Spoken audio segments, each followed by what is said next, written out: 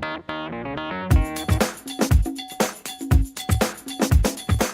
I'm Satima Fowler, CEO of Capstone Information Technologies, and I'm here today with Mark Iacona, CEO and President of Simcona Electronics. And you may also know him more from the Rochester International Jazz Fest, as he is the Executive Director and co-producer. One of the things that fascinated me and I wanted to come talk to Mark is, where does he find the time to run a successful company like Simcona, as well as take on the Jazz Fest? So, Mark, welcome to the show. Thank you. And you are a true Rochester rock star. This is Thank you. amazing. So, when you're running a company like Simcona, where do you find the time to work on the Jazz Fest? Well, I'm blessed. Being a leader of an organization, there also is not a trust with your customers and your suppliers, but trust with your coworkers. And I have a great leadership team that I'm able to trust with the vision that I have here with the company, as well as the rest of the coworkers. I consider them all family. That's really what gives me the opportunity to get involved in not only private investments in startup companies here in Rochester, but also to pick and choose what boards I want to get involved with when I'm asked, as well as this one event that has grown so much here in Rochester because of the support of many people, to get involved. And during the day, during the week, during the month, and the year, this is a full-time endeavor to be involved with my partner in the Jazz Festival. So basically, you're saying at Simcona, you have built a team, you built a support staff that basically is helping run Simcona, so you can focus on some of your other business interests. Yeah, and it gives you a peace of mind. Not everything runs perfect all the time, but in order for me to be involved and help the festival maintain and grow, you have to be able to rely on people, and here my other company, which is Simcona Electronics, to run those day-to-days. Even though I'm involved on a weekly basis and sometimes day-to-day all the time, I've really trusted them, not only the leadership, but all the people involved in the company. Okay, and I think that's the key word, that you trust them. So tell me a little bit about, how do you create something out of nothing, like the Jazz Fest? I mean, right now the Jazz Fest is grown tremendously. How do you start a brand new project like that from scratch? It must have been kind of scary. You probably didn't know what the end game was going to be like at that point. Yeah, it's a unique story. My partner, John Nugent, I've always loved music and education. So I've been involved in the music scene, behind the scenes, with scholarships and different events and supporting that, both my wife and I and our family. When John came to town with the concept, I made a point to go and talk to him, not only as a sponsor, but I had, once I heard about the concept, I said, I want to meet this individual. And we sat down, and I've told the story several times. Many business ventures start either on a napkin or over a glass of wine. Ours started over a bowl of pasta at my house and a bottle of wine, and 4 hours later, John had a concept of saying, I think Rochester could be a good fit because of its music history and education history in music, to implement and start a jazz festival, multi-genre in jazz festival, and be very successful in years to come. With that, and if you peel the onion back, there was more in-depth conversation. I was interviewing him without him knowing we were getting to know each other, but I knew that he had the same work ethic as I did. I knew that he had the same passion. This was not a fly-by-night type of idea based on how I talked to him and his experience that he had. So for me to jump in, it wasn't just, hey, I think it's a great idea, I'm going to jump in and I'm going to be involved in this as a sponsor. I wanted to be involved as an owner. And why? I wanted to be involved as not a silent partner either. Why? Because I wanted to be part of something that when it first started in this community had the potential to grow and be something big and a significant economic impact for our community. We're on the map for several different things. This here enhanced our position on the map in the education and the arts and the quality of life. And I knew he had that same work ethic as I did, and I said, I want to own half of this, before a note was played. And our vision, and really his idea and my vision for seeing what could really happen, if you believe in it, if you visualize it, and you roll the sleeves up, that vision and dream can become a reality. So vision and then visualizing helps you get the momentum going. Well, every year the Jazz Fest is just redefining and growing like leaps and bounds. Now you have a worldwide audience at this point. Um, how do you go about not only marketing the event so that you're getting great performers, but attendees? I mean, every year it's increasing by tremendous amounts. What we've done each year, and the first year it was smaller than it is now in terms of attendance and venues and what we offered. So we didn't really take a crawl before run. We took a more of a cautious, fast walk before really running fast and growing the way we did with what we presented and produced. How does that happen? First and foremost, I had to develop relationships with the sponsor base, as well as our sponsor base, not corporately, as well as government, to believe in us. And what John was programming each and every year as we grew, people became believers in the festival and the quality of what was going to be presented. So we have a great PR team that we have. We also have a team that handles logistics with us, that handles transportation for us.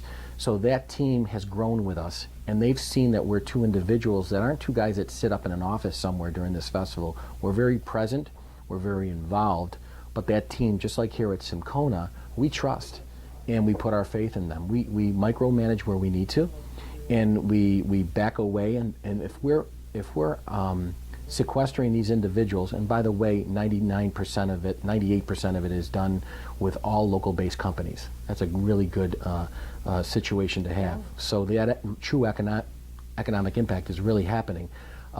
If we're sequestering them for this, then we have to trust them. We're also compensating them for it. And then we make decisions. But surrounded with some proven, successful entities and individuals is how this thing really also happens behind the scenes. But what we've done has been very consistent with how we program the artistic development of it, and my partner John and I work on that. He takes 95% of the influence in that, but we work together and communicate on everything. That's another thing that helps this partnership become successful. We kind of check the egos to the side on a few things and make things happen when maybe it's not our way.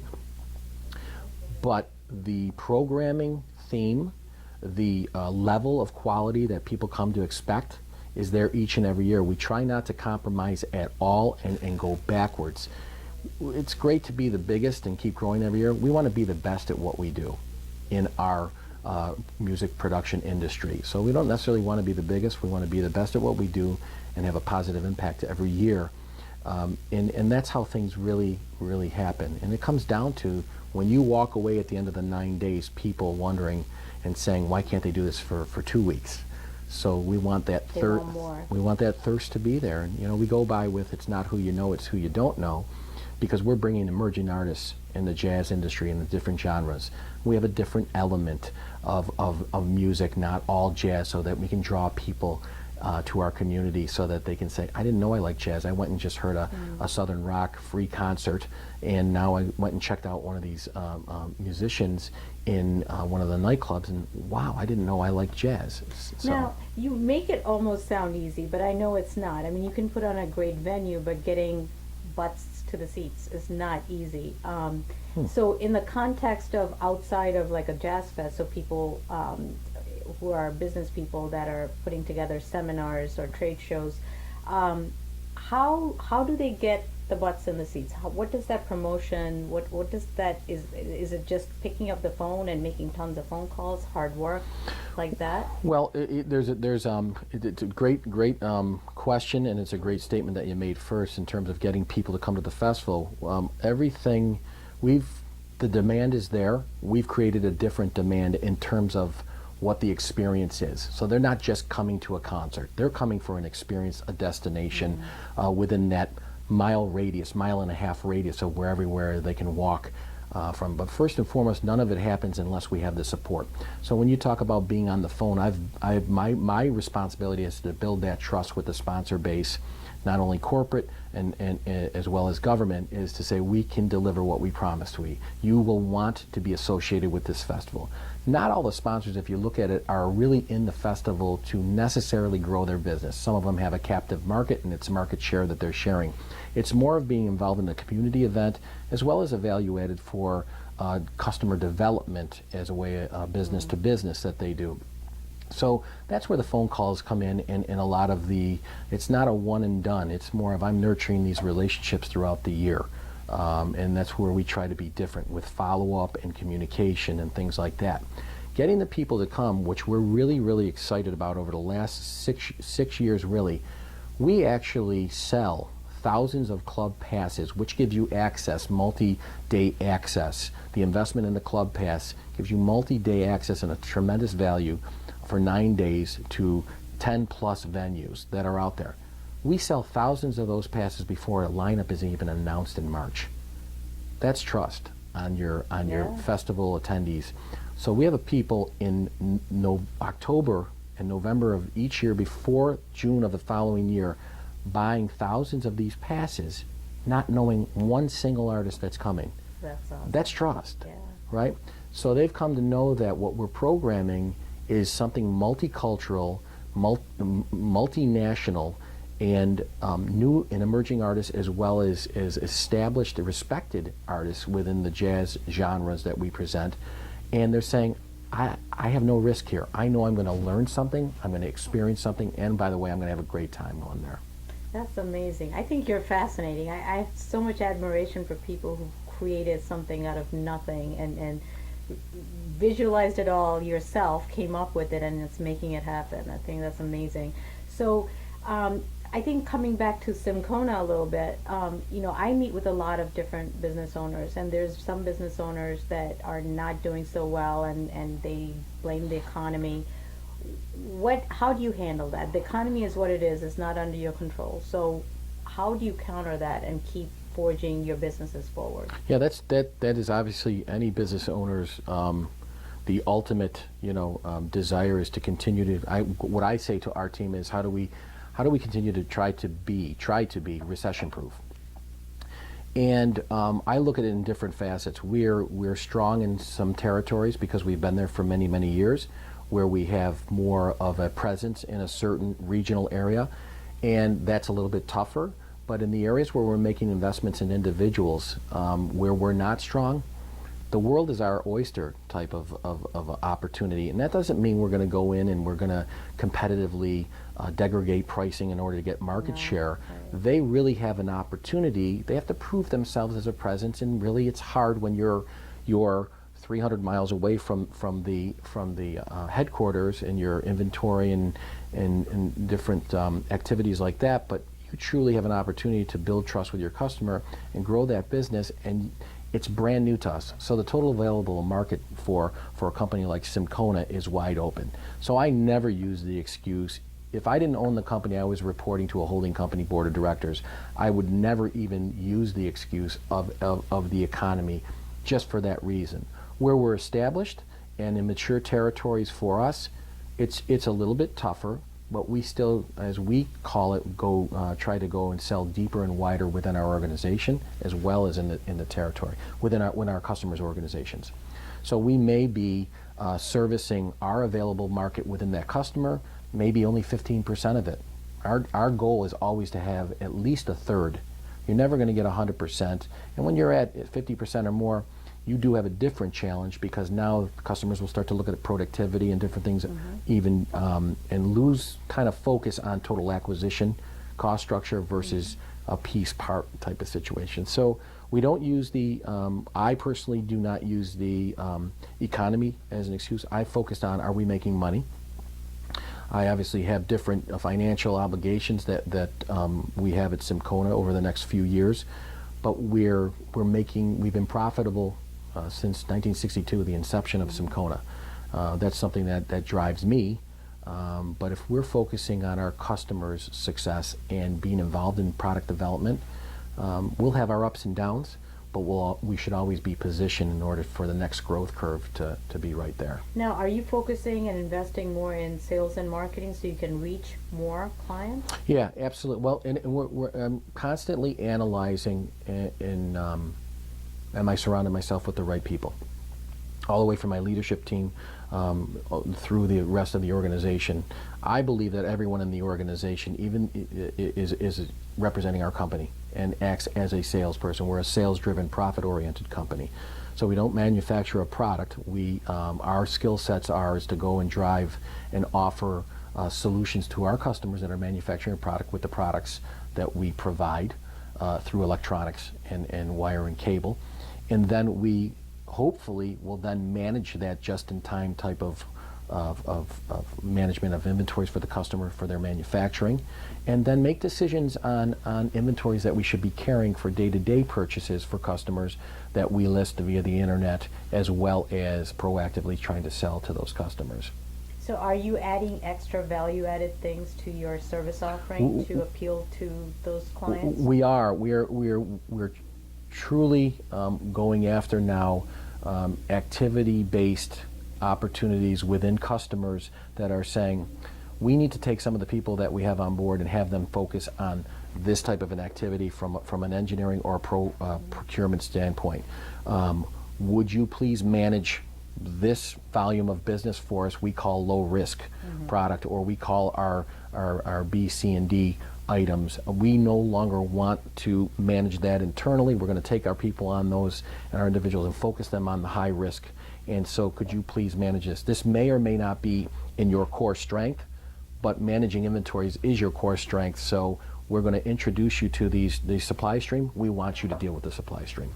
So in essence, we're kind of doing a parallel activity within existing accounts that we have that trust us. It all comes down to trust and relationships, that we're designing solutions in that are our core competency, but at the same time being involved in major projects now to manage inventories that we've never managed before, because we're more cost effective than they are themselves. So how do you handle sales? Are you the head of sales, or do you have a sales manager? What does your sales team look like? Yeah, I always believe that your CEO needs to be your number one salesperson, needs to be dangerous enough to be able to convey the mission and also convey to the team that we're going to go and get this done. I made this commitment to a customer, but know what commitments to make. But I would be myopic in thinking that if I was going to be the guy that's involved in everything, that we'll grow to a certain extent, and then I'll either short circuit and Right. you won't find me, or I'll be standing in a corner talking to myself. So I have a leadership team, both in the sales and well as operations and inventory management. And then from there, that individual on the sales end of it has a team of individuals reporting in, as well as an inside sales leadership management that reports in through my vice president of sales that also has people reporting into her. Okay. So. Fantastic. So let me ask you, do you have, you're a people person, I can tell, so you probably have lots of mentors and people you admire in Rochester. Is there a particular person you admire, and do you have a mentor? Well, yeah, I do. I made a point to have mentors that are older than me and younger than me. Because the older you get, you realize that there are many young people that are very intelligent. From an ethical and a relationship standpoint, my father is my mentor there.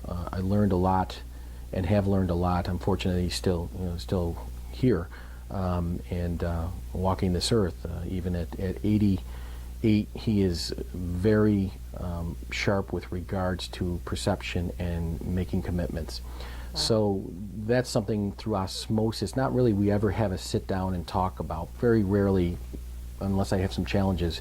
But it was more of the way he lived his professional and personal life. So he's a mentor in that case.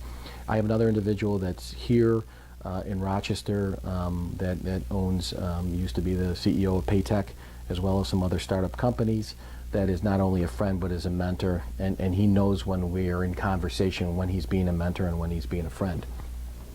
And then I have another individual that was a founder of a major company here of PAR.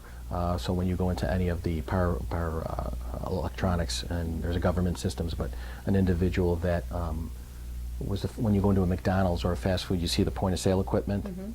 PAR out of Western New York, Eastern New York is their manufacturer. I learned a lot from that individual as well. Oh. So I have mentors, and believe it or not, my kids have mentored me in certain aspects of, I've really started to realize the importance of understanding generations. So I'm at the tail end of a boomer generation, literally the tail end. but really realizing the X and Y generations, the importance of embracing and understanding that, as well as being mentors to them, because they're the ones that are going to be running our country Right. and our world. So that's been a an eye-opening experience watching teenagers turn into college students in your own family and seeing them now get involved in their careers. So there's something you can learn from them too.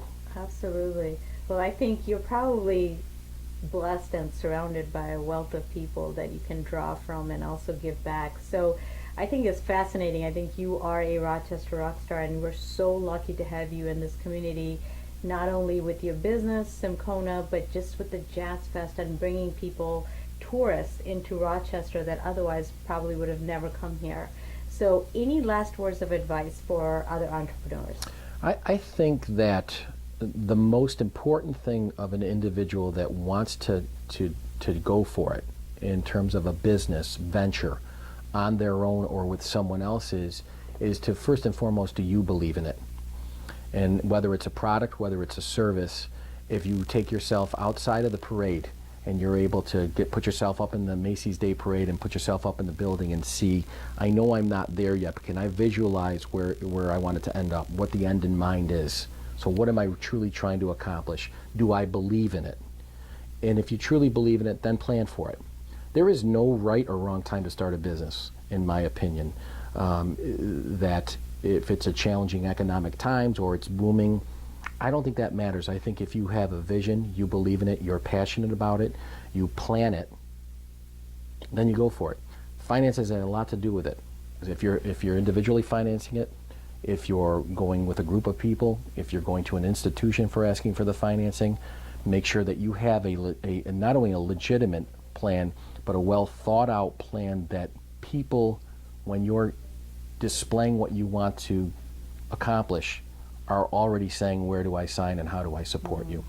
If they have to sit back and really say, I don't understand, then you need to reevaluate. But you first and foremost, before you start, you have to do all those things I just talked about and then never quit. There are going to be roadblocks, and you need to have a mentor. You need to have in your mind, who is your board of advisors, even without them knowing who your board of advisors are. And be willing to take the constructive input. And it hurts an ego. When you have an idea and you want to go for something and you've planned it out and it's not going, you think it's going the right way, but people can share with you and say, you know what, I think you need to take yourself out of the parade because you think it's going to go left. You really should be turning right because it's a lot quicker over here. Right, right. So, Wonderful. and never quit. Great advice, because I think that's what happens. A lot of people, as soon as the going gets tough, they quit. And I think if they can just see it through, Sure. there will be an answer. So And we always learn more when we fail a little bit. Failing in the big picture is one thing, but failing along the way or making mistakes and learning from them and just basically saying, what did I learn? What was my takeaway from this? And then move forward. fantastic. Well, thank you so much. Thank you Thank so you. much for this interview. And thank you for watching. Are you a Rochester rock star? If so, give us a call and go to our website, www.rochesterrockstars.com, and I look forward to meeting you.